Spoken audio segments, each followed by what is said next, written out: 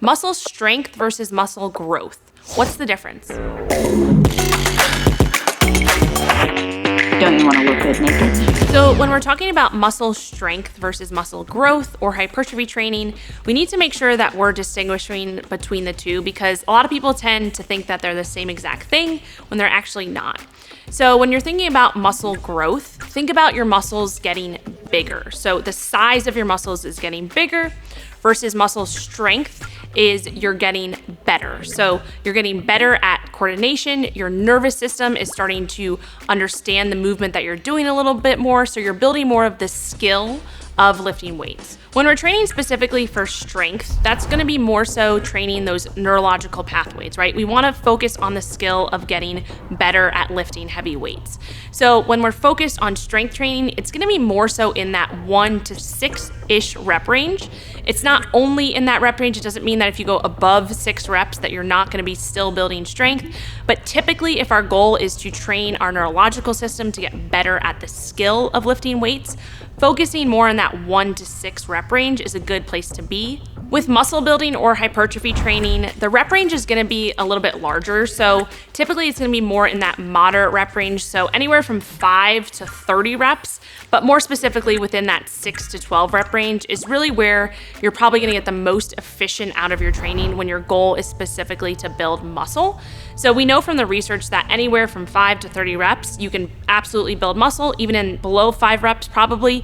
But if we're talking about where you should be spending most of your time, it's probably around that 6 to 12-ish, maybe up to the 15-ish range. You're never just getting one or the other. You can sort of think of it as a Venn diagram, you know, the circle things that do that. That's Venn diagram. So as you are, just starting off lifting, that Venn diagram might be overlapping quite a bit. And as you become more advanced, it starts to kind of separate a little bit.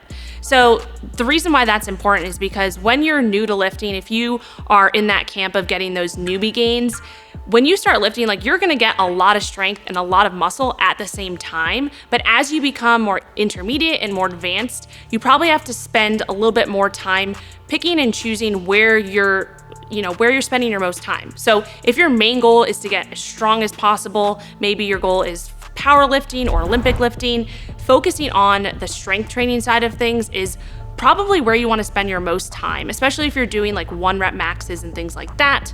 That's going to be, spending more time on that side of the diagram versus if your main goal is to build as much muscle as possible or hypertrophy training, you probably want to spend the majority of your time on the other side of the Venn diagram within that 6 to 12 to 15-ish range, maybe a little bit higher sometimes. So again, it's all dependent on your goal. And I think it makes sense to incorporate some, if your main goal is strength training, getting stronger, probably makes sense to incorporate a little bit of hypertrophy training in there as well, and then vice versa. So I would say, if your main goal is to build muscle, 2/3 of your training throughout the year should probably be more hypertrophy focused, and then about 1/3 maybe is more strength neurological focused, and vice versa if you're training for strength.